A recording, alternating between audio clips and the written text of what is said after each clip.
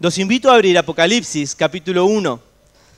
Hoy comenzamos nuestra serie acerca del mensaje a las 7 iglesias de Asia. Las 7 iglesias en Apocalipsis, que se encuentran en los capítulos 2 y 3. Sin embargo, en esta noche veremos simplemente la introducción, y por decir simplemente no significa que sea menos importante. De hecho, teníamos la intención de empezar esta noche con la primera carta, que es Éfeso, pero necesitamos comprender esta introducción, hacer esta introducción para comprender con cabalidad, para aprovechar cada palabra destinada a estas 7 iglesias.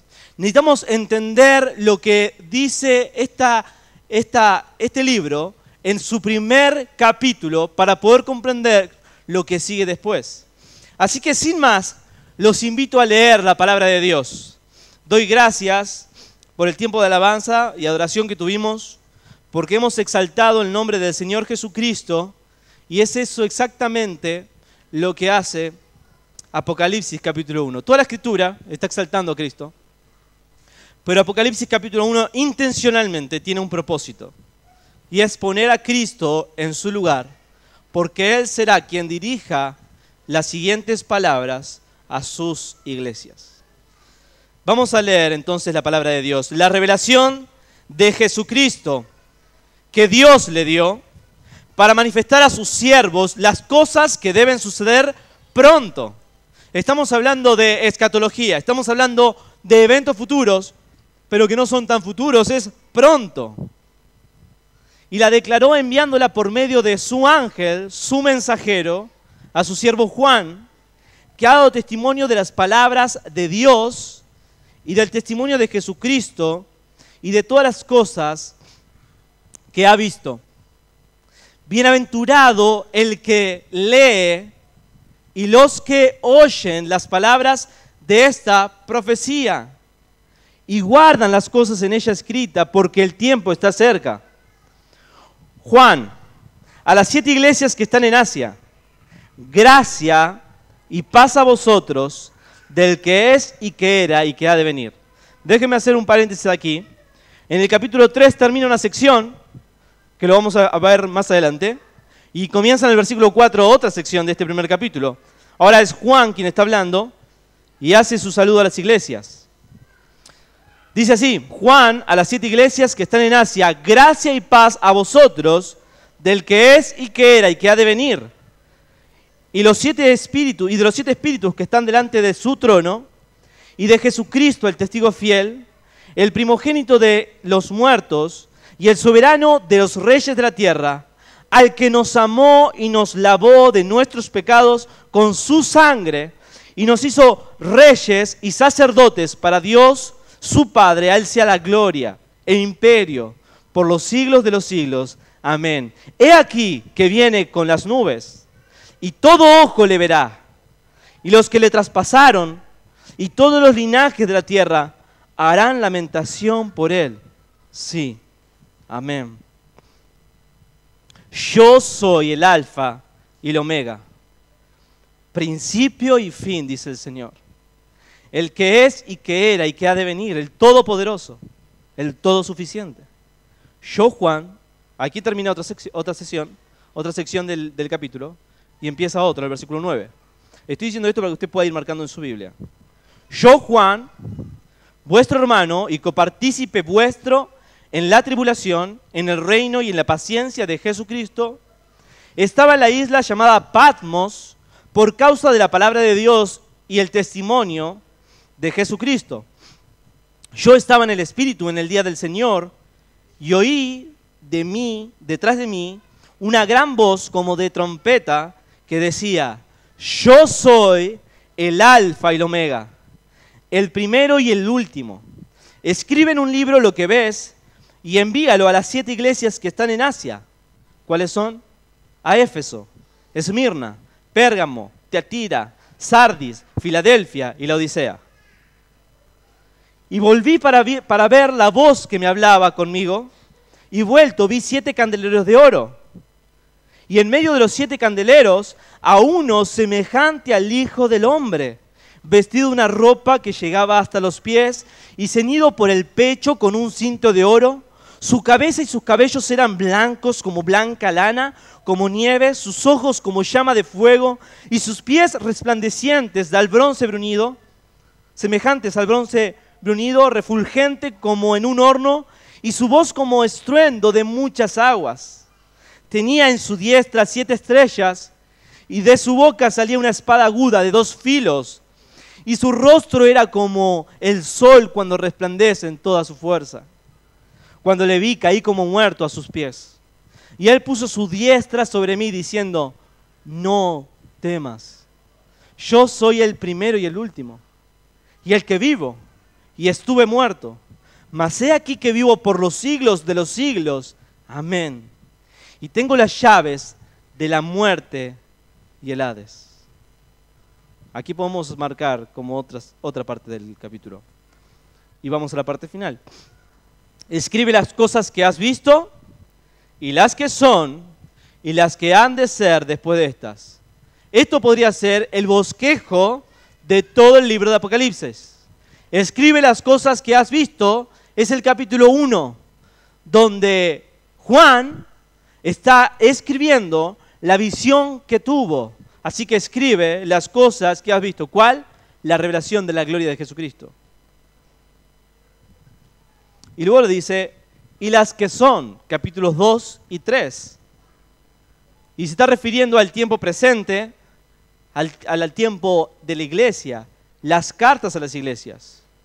Y las que han de ser después de estas son los sucesos que tienen que ver con la segunda venida de Cristo en gloria, a partir del capítulo 4. Así que en el versículo 19 ahí encontramos el bosquejo de toda la carta de Apocalipsis. Versículo 20, el misterio de las 7 estrellas que has visto en mi diestra, y de los 7 candeleros de oro. Las 7 estrellas son los ángeles de las 7 iglesias, los mensajeros.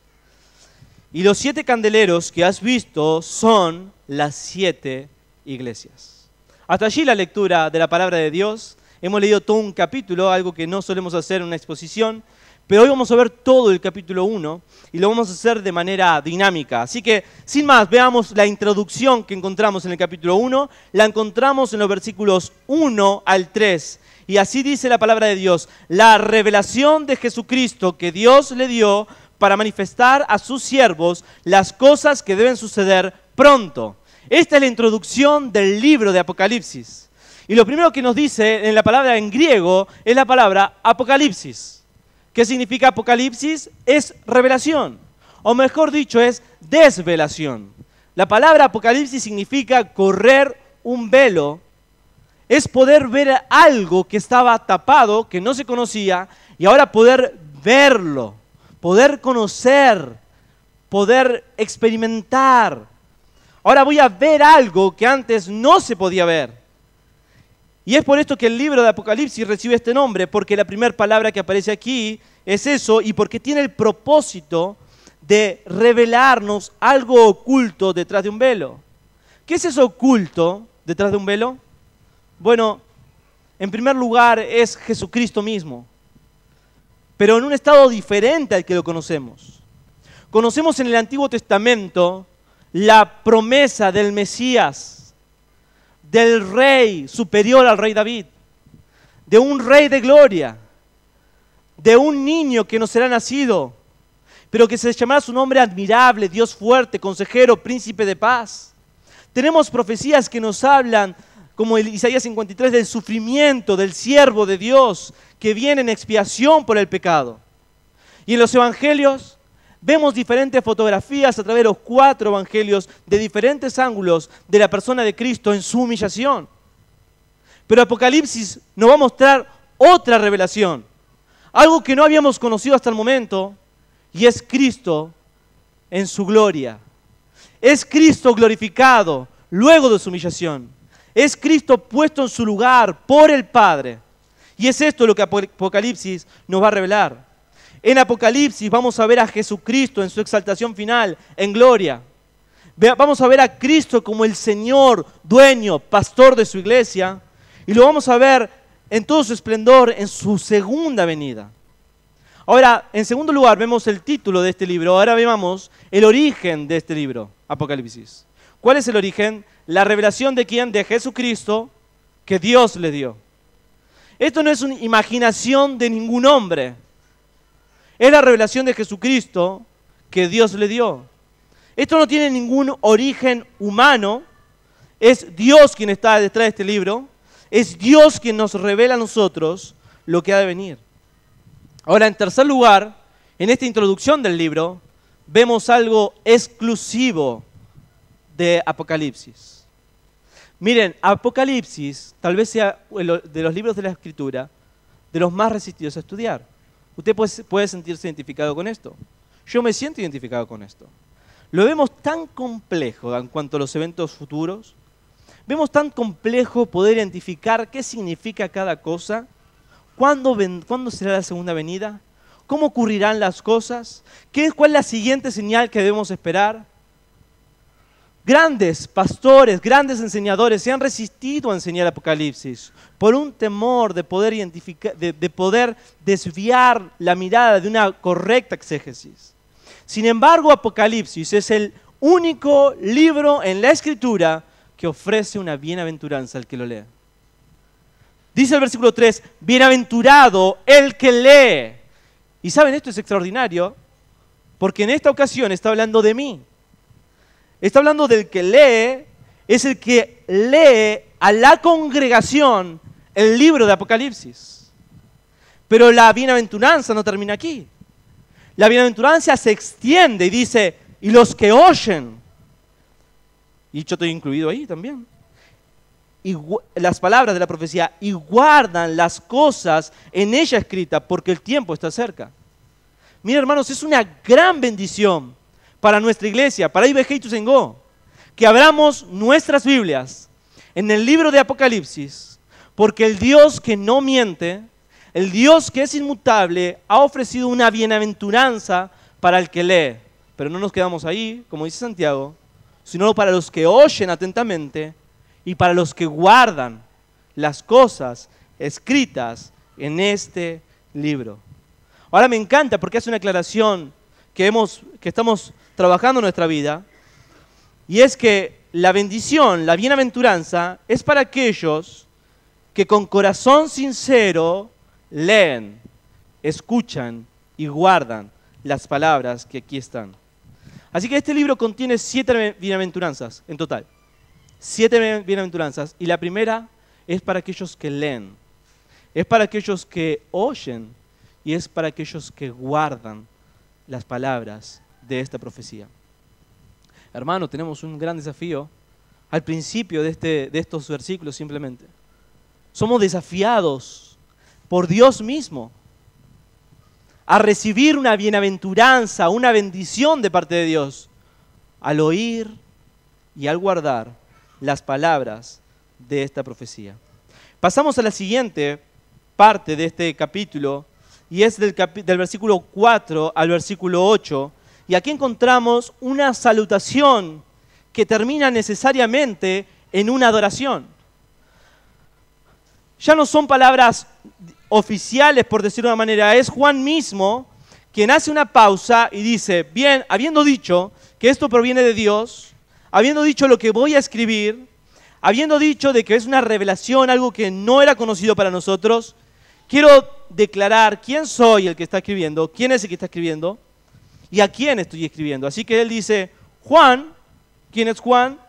Juan, el discípulo amado, quien siempre estaba al lado del Señor y se sentía amado por el Señor, así que en su evangelio él dice, el discípulo al que el Señor amaba. Juan a las 7 iglesias que están en Asia. Y aquí vamos a una pausa. ¿Qué son estas 7 iglesias? Bueno, estas 7 iglesias son iglesias reales, auténticas, físicas, una congregación real que existió en esta época destinada a ellos, una carta destinada a ellos. Aunque era una carta, si tuviésemos el mapa aquí, un mapa circular, lo que debía ser, esta misma carta, todo este libro, iba a girar de manera circular, dirigiéndose a cada una de estas iglesias, pero su destino final no es simplemente estas 7 iglesias de manera exclusiva, sino que tiene un destino universal. Por eso al final de cada carta específica a cada iglesia, usted recuerda lo que dice: el que tiene oídos para oír, oiga lo que el Espíritu dice a las iglesias. No lo dice una vez, no lo dice al final simplemente, lo dice al final de cada carta. Termina la carta de Éfeso, lo dice. Termina la carta de Tiatira, lo dice, porque es una carta universal.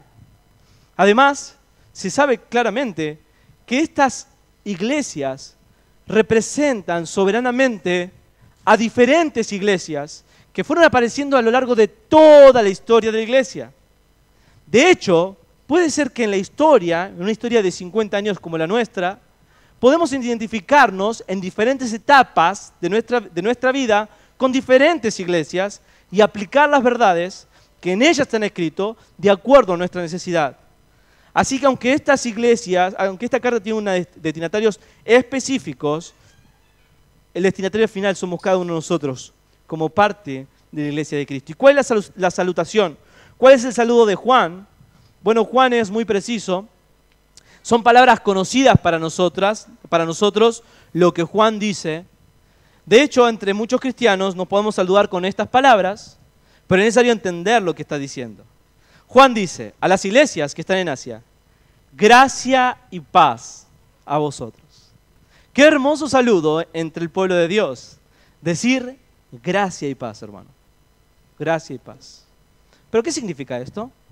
Es un hermoso saludo. Es mucho mejor que decir hola. Es mucho mejor que decir chao, adiós. Gracia y paz. ¿Por qué gracia y paz? Bueno, se decía gracia, se dice gracia, porque es algo que nosotros experimentamos. Experimentamos gracia cuando recibimos el favor de Dios, la bendición de Dios, sin merecerlo. Eso ocurre siempre. Nuestra salvación es por gracia. No hay nada que nosotros hayamos hecho para merecerlo, para alcanzarlo, para lograrlo, para tenerlo. Todo es de Él. Por eso Juan dice gracia. Ahora, la gracia siempre tiene un resultado: paz. ¿Qué es la paz? Es el resultado de la gracia aplicada en el corazón. Es seguridad de que mis pecados están perdonados, de que mi vida está segura en Cristo. Ahora, cuando vivimos en esta gracia y paz, podemos asegurarnos de que las experiencias que atravesamos en esta vida, problemas económicos, enfermedades, dificultades emocionales, todo rumbo, toda piedra que podamos pisar en esta vida, nos debe recordar que estamos seguros en la gracia y la paz por medio de nuestro Señor Jesucristo. Y es lo que Juan quiere tratar de infundirle a estas iglesias que estaban siendo fuertemente perseguidas por su fe en Jesucristo. De hecho, Juan está en pasmos por predicar la palabra de Dios. Ahora él saluda a la iglesia y dice: gracia y paz a vosotros. ¿De quién viene esta paz?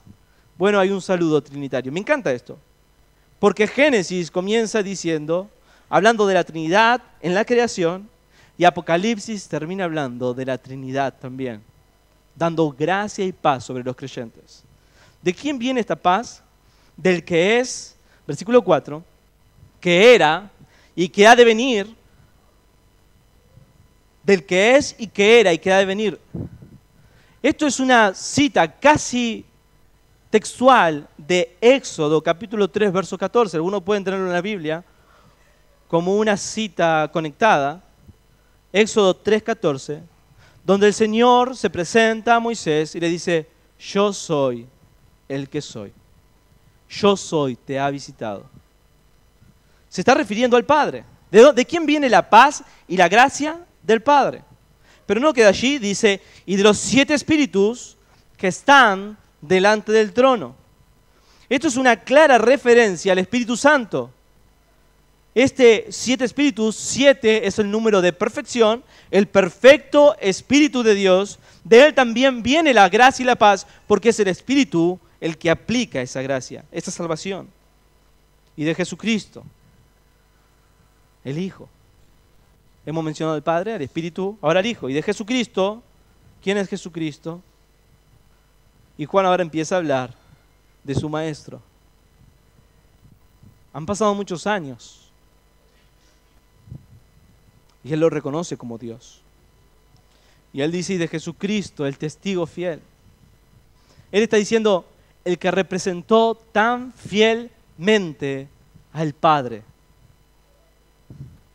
Y el que fue el primogénito de los muertos. ¿Saben lo que significa esto? De que Él es el que representa a todos los que van a morir en Él. Los que mueren en Él van a tener el mismo fin que Él. ¿Qué hizo Él? Resucitó. Una promesa de la resurrección de los muertos. Él es el primogénito de los muertos. Por el camino que Él anduvo, nosotros andaremos, nos sumergimos en Él, estamos en Él. Y aquel que es soberano de los reyes de la tierra. Ahora Él está haciendo una alusión al Antiguo Testamento en Jesucristo. Como el rey que viene a sentarse en el trono de David por sobre todos los reyes, para reinar por sobre todas las naciones. Por eso Él es el soberano de los reyes de la tierra. Ahora, ella presentó al Padre, al Hijo, al Espíritu Santo, al Padre, y cuando presenta al Hijo, luego de presentarlo, Él exclama en adoración. Esto es una doxología en medio de una salutación, y Él dice, al que nos amó y nos lavó de nuestros pecados con su sangre, y nos hizo reyes y sacerdotes para Dios su Padre. A Él sea la gloria e imperio por los siglos de los siglos. Amén. Juan estaba en el Espíritu y en nosotros mora el Espíritu. Y me pregunto cuántas veces exclamas, tu corazón arde en adoración por la gloria de Jesucristo. Y refiriéndose a Jesucristo, no han pasado ni 7 versículos y ahora Juan necesita hablar de eventos futuros. Guiado por el Espíritu Santo nos dice, a quien le pertenece la gloria, la honra y el honor, he aquí que viene, versículo 7, con las nubes. Y todo ojo le verá. ¿Saben, hermano, lo que significa eso? Todas las naciones. Cristianos y no cristianos. Todo ojo le verá, vivos y muertos. Y los que lo traspasaron, no está hablando específicamente de aquellos soldados, está hablando del pueblo judío. Y dice, y los que le traspasaron. Pero no solamente el pueblo judío, sino todos los linajes de la tierra harán lamentación por él. Sí, amén. Ahora, hay un contraste entre Juan y los que le traspasaron, ¿verdad? Porque Juan está viendo la revelación de Jesucristo y él exclama en adoración, pero aquellos que le van a ver se lamentarán. ¿Saben? No es un arrepentimiento, no es un lamento por arrepentimiento que los lleva al perdón de sus pecados, sino que es un remordimiento por no haber reconocido al que es Rey de Reyes y Señor de Señores. Pero aquel que lo hace hoy, lo hará también en aquel día. Si tú lo haces hoy, lo harás en aquel día. Pero si no lo hacemos hoy, si tu corazón no está, no tu cuerpo, no tu boca, tu corazón, lo íntimo de tu corazón, no está inclinado al Rey de Reyes, en entrega absoluta al Señor de Señores, en aquel día te lamentarás. Harás lamentación por él. Versículo 9. Empezamos con una asignación. Versículo 8. Hay una afirmación de todo lo que se ha dicho. Pareciera como si estuviese fuera de lugar, pero en el versículo 8 hay una voz que irrumpe. No es Juan el que habla, es Cristo quien interviene en estas palabras escritas por Juan y él dice, yo soy el alfa y el omega. Principio y fin, dice el Señor, el que es y que era y que ha de venir, el Todopoderoso. ¿Saben qué significa eso? Bueno, está confirmando el Rey de Reyes y Señor de Señores que las cosas que están escritas y las que se van a escribir son ciertas. Pero además nos revela algo nuevo para nosotros y es refiriéndose a que Él es el alfa y el omega. Alfa es la primera letra en el alfabeto griego. Omega es la última. Es como que Él es todo el alfabeto. Lo que está hablando es de que Él es completo, la completa revelación de Dios el Padre. Y de hecho avanza en esta revelación y dice, el que es y que era y que ha de venir, el Todopoderoso. El Todo Suficiente sería una traducción más correcta. Ahora fíjense que en el versículo 4, la palabra el que es y que era y que ha de venir, ¿a quién se refiere? A Dios el Padre, ¿verdad?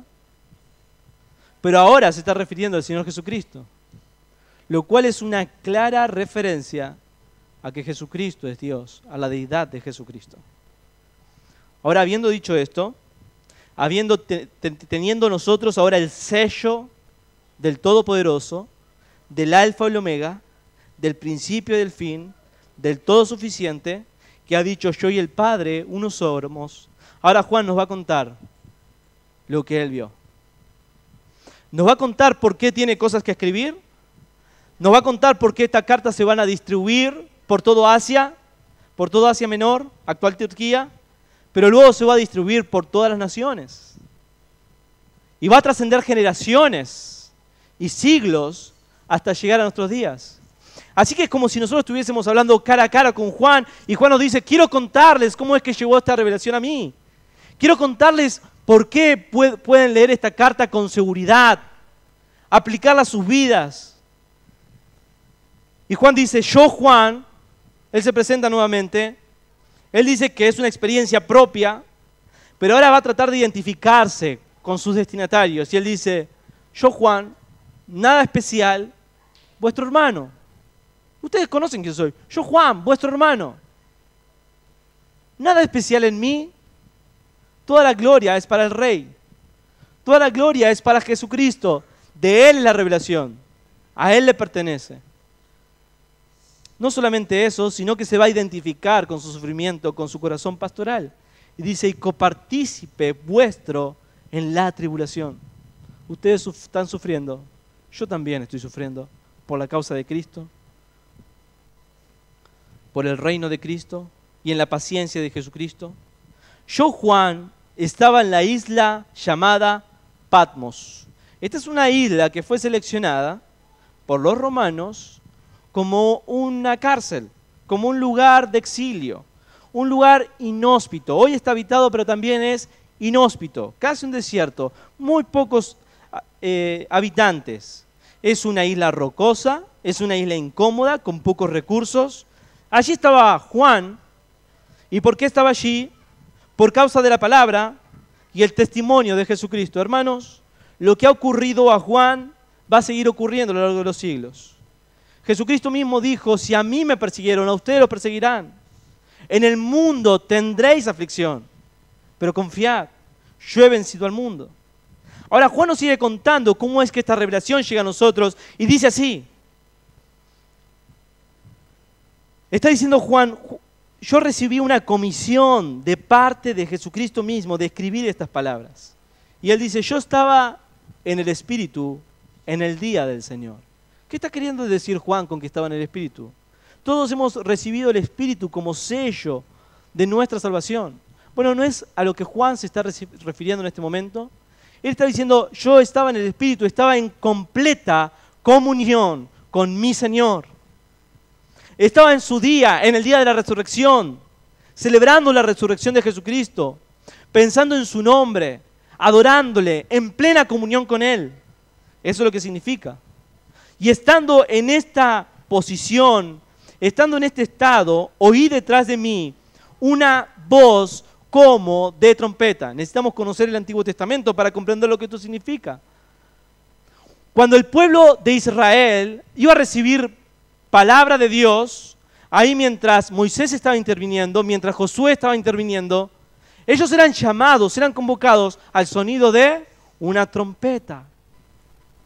Y Juan recibe esta misma experiencia, escucha como una voz de una trompeta. Está llamando su atención. Es que Dios quiere hablarle. Y así como hizo con el pueblo de Israel, ahora lo está haciendo con Juan. Quiero hablarte. Quiero comunicarte una verdad. Quiero revelarte. Quiero correr el velo. Y oí una voz de trompeta que decía, versículo 11, y vamos a ver esta comisión y esta revelación.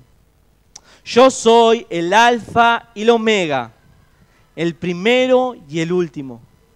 Escribe en un libro lo que ves y envíalo a las 7 iglesias que están en Asia, a Éfeso, Esmirna, Pérgamo, Tiatira, Sardis, Filadelfia y la Odisea. Él oyó una voz de una trompeta y se le ordenó escribir una carta y enviarla a las 7 iglesias que se encontraban en Asia Menor, actual Turquía. ¿Y qué hace Juan? Obedece. Irremediablemente tiene que obedecer esa voz. Ahora, nuevamente, esta sección, versículos 9 al versículo 11, aplicados a nuestra vida, es tener la seguridad de que es palabra de Dios que debe aplicarse a nuestras vidas. Ahora, para afirmar esto, Juan nos va a revelar su visión. Antes de darnos el mensaje, antes de darnos la reprensión, antes de darnos las profecías de lo que va a ocurrir, es necesario que conozcamos quién es el que habla. Y Juan ahora nos va a revelar con quién, a quién vio, qué escuchó. Así que cuando escuchó esa voz detrás suyo, captó su atención. No es algo nuevo para nosotros, en las Escrituras está presente. Dios llamando la atención, a Moisés por medio de una zarza, por ejemplo, al pueblo de Israel por medio de una gran nube de fuego, llamando la atención, un gran humo mostrando su presencia. Ahora es una gran trompeta que llama la atención detrás suyo, y dice en el versículo 12, y aquí comienza la visión del Hijo del Hombre, de Jesucristo, exaltado en gloria, ya no en su humillación.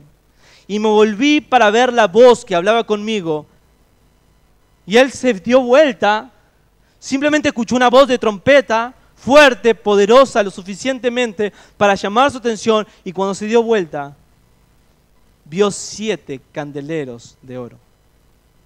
¿Qué son estos 7 candeleros de oro? Versículo 20. El misterio de las 7 estrellas que has visto en mi diestra y de los 7 candeleros de oro. 2 puntos. Las 7 estrellas son los ángeles de las 7 iglesias. Y los 7 candeleros que has visto son las 7 iglesias. Ok, Juan se dio vuelta y vio 7 candeleros de oro en esta visión, guiado por el Espíritu Santo, en un éxtasis espiritual, ve 7 candeleros de oro. ¿Qué son estos 7 candeleros? Las 7 iglesias. Ahora, los candeleros, debemos saber que eran portátiles de oro y llevaban pequeñas lámparas que se alimentaban por medio del aceite. Ahora, cada candelero representa una iglesia y la luz que de este candelero es la luz de esta iglesia puesta por Dios, alimentada por el Espíritu Santo. Ustedes recordarán que el Señor amenaza: si no te arrepientes, quitaré la luz de tu candelero. Quitaré la luz de tu puerta. Ahora, algo importante que debemos aprender en cuanto a estos candeleros es que no tienen luz propia y que están puestos para alumbrar. Así nosotros como iglesia debemos comprender, no tenemos luz propia, necesitamos a Cristo, su palabra, necesitamos soltar su palabra, no necesitamos hacer programas, no necesitamos esforzarnos, no necesitamos hacer las cosas en nuestra propia fuerza. Es Él, es su palabra, es su poder, es su obra. Ahora, otra cosa que debemos saber es que estamos puestos para alumbrar. Ahora, como hemos dicho, podemos decir que son 7 iglesias particulares, pero el destinatario final son las iglesias universales de todos los tiempos. Él vio en primer lugar 7 candeleros, los destinatarios, la iglesia. Pero ahora viene lo mejor. Y en medio de los 7 candeleros, a uno semejante al Hijo de Hombre. Hermano, hermana, es necesario que en este momento que empezamos a leer la Escritura tengamos un espíritu de temor delante de Dios. Porque nos están corriendo el velo para ver algo que no se ha revelado jamás. Y es Cristo en gloria. Ya no en su estado de humillación, limitado a un cuerpo, en gloria. vi a uno semejante al Hijo del Hombre. Ahora, ustedes saben que Hijo de Hombre es una palabra clave en el Nuevo Testamento. De hecho, aparece 87 veces en todos los evangelios, todos refiriéndose a Jesucristo. Juan sabe de lo que está hablando. En Daniel también se menciona a un anciano de días que entrega toda la gloria, honra y honor. ¿A quién? A uno semejante al Hijo del Hombre. Daniel, capítulo 7, versículo 13. Ahora, este Hijo de Hombre, para Juan, le parecía conocido. Él dice, veo a uno semejante a Hijo de Hombre. Es semejante a ese Jesucristo en el cual yo recostaba mi cabeza cuando me sentaba con Él. Es semejante a mi maestro, con quien estuve 3 años en un grupo de mayor intimidad. Pero es semejante porque aunque es igual, nunca lo había visto de esta manera. Nunca lo había visto en estado de glorificación. Tal vez en el monte de la transfiguración, en ese suceso que jamás habíamos imaginado poder vivir. Pero esto que estamos viendo es único. Y vi a uno que era semejante a Hijo de Hombre, el mismo Salvador, pero diferente. No en tiempos de humillación, no limitado con necesidades humanas. Ahora está en gloria. ¿Y cómo es este hombre? Hijo de Hombre con mayúscula. ¿Cómo es este Mesías? ¿Cómo es este Jesucristo? Y él dice, estaba vestido de una ropa que llegaba hasta los pies y ceñido por el pecho con un cinto de oro. Estas dos referencias nos hacen pensar en Jesucristo con el cinto de oro como rey, pero usando también su rol como sumo sacerdote, intercediendo por nosotros. Su cabeza y sus cabellos eran blancos como blanca lana. No significa tanto el color, sino su resplandor, su gloria, como nieve, sus ojos como llama de fuego. ¿Sabemos lo que significa eso, verdad?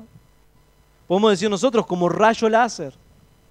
No es una mirada superficial como la que puedo dar yo a ustedes, estando en este lugar, sino es Jesucristo examinando cada corazón, la intimidad, conociendo lo peor de nosotros, conociendo nuestras debilidades, sus ojos como llama de fuego, de tal manera que cualquiera que no esté cubierto por su gracia, huiría de Él, en vergüenza, en humillación.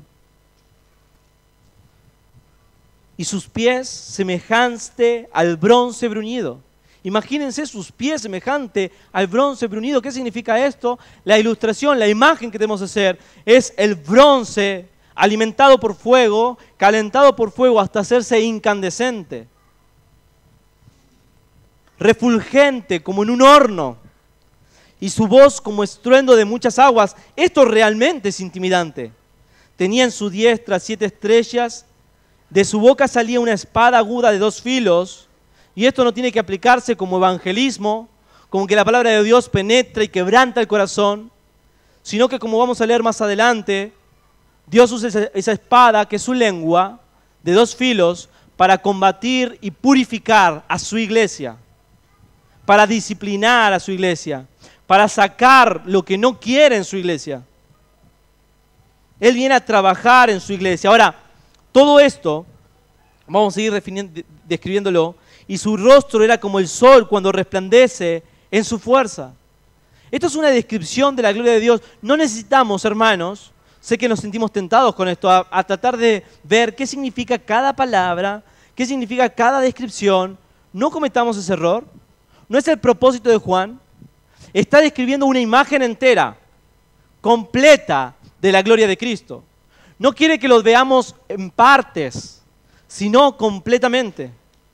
Y no es el humilde Cordero de Dios que vino en humillación para dar su vida en rescate por nosotros.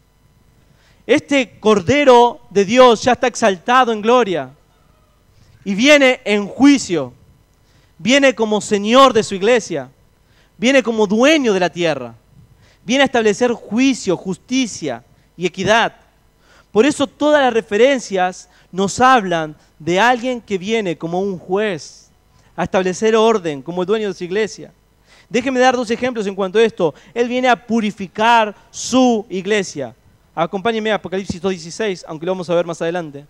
Apocalipsis 2.16 dice, por tanto arrepiéntete, le está hablando a una de las iglesias, pues si no, vendré pronto a ti y pelearé contra ellos con la espada de mi boca. Le habló una iglesia. Le dijo lo que estaba bien, le dijo lo que necesitaba corregir. ¿Y qué es lo que necesitaba corregir? Versículo 15, y también tienes a los que retienen la doctrina de los nicolaitas que yo aborrezco, por tanto arrepiéntete. Si no, vendré a ti y estableceré juicio. Yo soy el dueño de la iglesia. Aquí nadie está jugando a la iglesia. No podemos jugar a que somos un club. Él es el dueño de la iglesia. Y Él viene a limpiar, a purificar su iglesia porque es suya y va a venir a tomar lo que es suyo. Realmente la revelación de Apocalipsis es serio para nosotros. Y debemos aplicarlo en nuestro corazón, tomarlo en serio, con temor y temblor.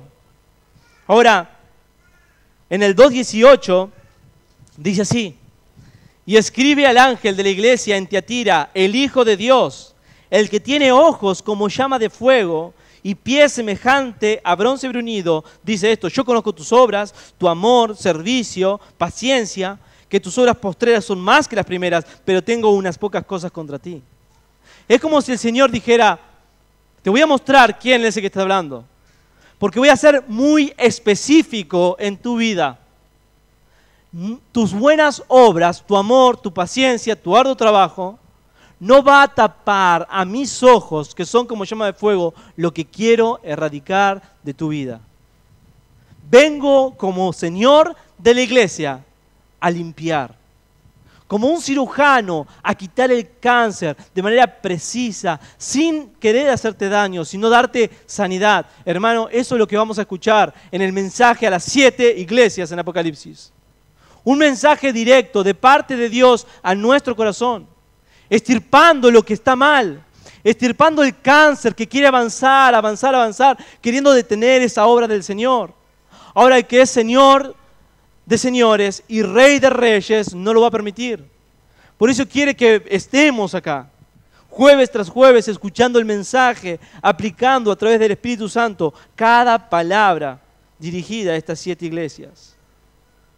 En su mano, dice el versículo 16, y esto me encanta, tenía en su diestra 7 estrellas. ¿Cuáles son las estrellas? El misterio de las 7 estrellas, dice el versículo 20, dice las 7 estrellas son los ángeles de las 7 iglesias. Ángeles, allí podría traducirse mensajero. Y el mensajero de la iglesia, quien expone la palabra de Dios en la iglesia, quien le enseñaba a la iglesia, quien le da dirección a la iglesia, ¿quiénes son? Sus líderes, sus pastores, ¿verdad? El liderazgo de la iglesia. Y me encanta lo que dice aquí. Es muy tierno lo que dice el Señor. Tiene en su diestra las 7 estrellas. ¿Sabe lo que significa para todos nosotros los miembros? Que Dios tiene en su diestra a los líderes de la iglesia. ¿Y por qué los tiene allí?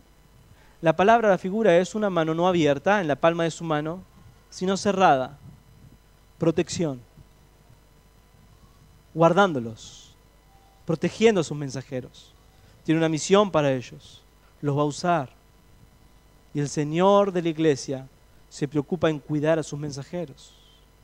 Ahora, que esté en su diestra tiene otra implicación. Implica responsabilidad. Es como uno que es la mano derecha de alguien importante, ¿verdad? Tiene una responsabilidad, es un gran honor, pero es una gran responsabilidad a quien tiene que rendirle cuentas. Así que él dice que tiene en su diestra a las 7 estrellas, a los líderes de la iglesia, y los guarda, los protege, pero espera de ellos una gran responsabilidad. Responsabilidad y a la vez seguridad. Por último, veamos el resultado de esta visión. ¿Qué ocurrió cuando Juan vio a Jesucristo? Cuando empezó a ver el velo correrse y ver al Rey de Reyes. glorificado. El efecto de la visión. El efecto de la visión. Dice así la palabra de Dios. Versículo 17. Cuando le vi, caí como muerto a sus pies. Miren, cuando venimos a la casa del Señor y cantamos a su nombre, muchas veces me veo reflejado en esto. Me veo como un espejo en la palabra de Dios. ¿Cuánto temor nos falta, verdad? Parecemos que inmutables delante del Señor, delante de su palabra. Pero una reacción lógica cuando vemos a Cristo, cuando vemos la gloria de Dios, cuando nos exponemos a su palabra, no solamente aquí, sino en nuestros hogares, es una experiencia que se repite una y otra vez en aquellos que vieron al Señor. Cuando le vi, caí como muerto a sus pies. Esto no es nuevo para nosotros. Está presente en Éxodo capítulo 3, cuando Moisés vio el rostro del Señor y tuvo miedo de mirar a Dios. Él dijo, yo soy el Dios de tu padre, el Dios de Abraham, el Dios de Isaac, el Dios de Jacob. Y él dice que cubrió su rostro porque tuvo miedo de mirar a Dios. Los primeros hombres aquí en la tierra, Adán y Eva, escucharon la voz del Señor luego de haber caído. ¿Y qué tuvieron que hacer? Esconderse de la presencia del Señor. Isaías vio a los serafines, querubines, cantando alrededor del Señor, diciendo, Santo, Santo, Santo, es el Señor Todopoderoso. Y dijo así, ay de mí, que soy muerto. Porque siendo hombre de labios inmundos han visto mis ojos al Rey, Jehová de los ejércitos. Daniel no es ajeno a esta experiencia. Él en el capítulo 7 está también en una visión espiritual que se repite en Apocalipsis, a un anciano de días entregándole el trono, la gloria, el honor, toda la dignidad, aquel que es el Hijo del Hombre. Y él dice, cuando vi esto, me llené de temor, se estremeció todo mi cuerpo. Y vinieron a asistirme. Oh hermanos, cayó en gran temor. Cayó en gran temor. Hermanos, esto es algo importante que debemos comprender. Isaías 66:2 dice, a este miraré, al que es pobre y humilde y al que tiembla ante mi palabra. ¿Saben? La clave no es la palabra. La clave es mi palabra. Hermanos, para lo que nos queda por delante, tenemos que saber que no es simplemente la palabra, es su palabra. Estamos delante de Él y debemos comprender. Juan cayó como muerto. Ahora, cuando Juan cayó como muerto, entiende algo. Esto no es para que Él caiga como muerto, sino para consolarle. Fíjense lo que dice. Y Él puso su diestra sobre mí, diciéndome. Y con esto terminamos. Y Él puso su diestra sobre mí, diciéndome, no temas. Te he mostrado mi gloria. He descubierto un poco el velo y me has visto en gloria. Me has visto ceñido de un vestido de cinturón de oro, con mis pies estableciendo juicio, con una espada en mi boca y ojos examinadores. Pero no temas, Juan, no temas. ¿Por qué no debería temer Juan? Si es un hombre como cualquiera. Entonces el Señor le dice, no, tú eres mi seguidor y yo soy el primero y el último y el que vivo. Estoy vivo, ¿sabes? Vivo eternamente y para siempre. Aquel a quien tú reconociste como tu maestro y tu Señor es el Dios eterno. Pero no solamente le dijo eso, en segundo le dijo, estuve muerto, mas he aquí que vivo por los siglos de los siglos. ¿Saben lo que le asegura? De que Cristo venció a la muerte, de que Él resucitó en nuestro favor y le dio seguridad eterna para siempre, que tiene un propósito, que sus caminos no cambian, que Él es poderoso, que Él tomó lo que es suyo. Por eso termina diciendo una tercera razón por la cual no debería temer, y dice, y tengo las llaves de la muerte y del Hades. Cuando Cristo murió, estuvo 3 días en el sepulcro. Y su espíritu se separó de su cuerpo, y dice Hechos, capítulo 2, que Él bajó al Hades. ¿Saben qué significa la muerte? Es el estado contrario a la vida, y el Hades aquí es sinónimo.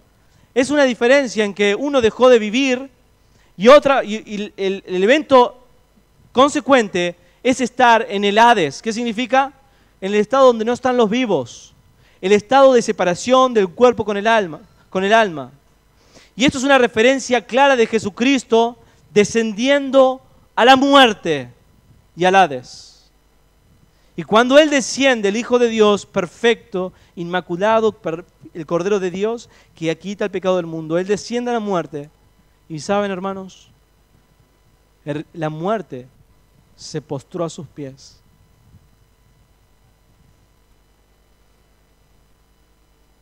Y el Hades no lo pudo retener.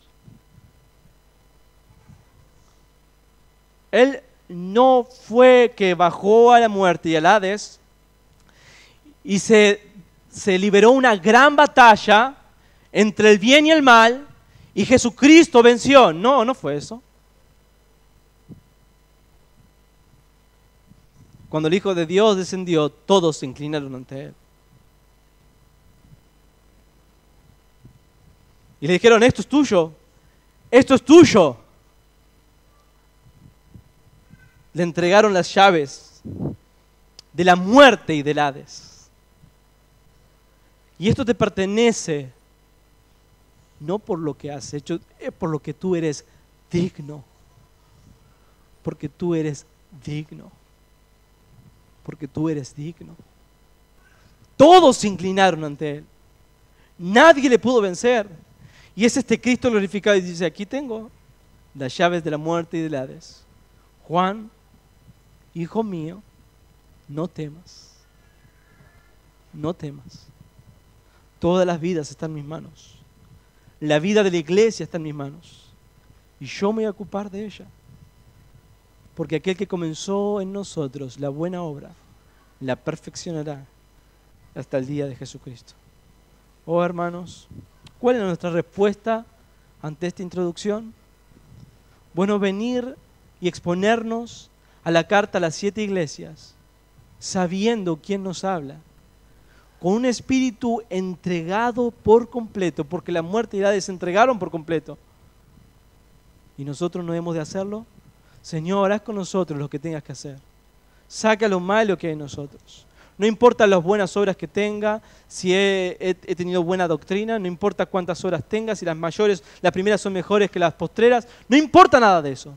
Señor, examíname y seré examinado y seré limpio como la nieve para tu gloria.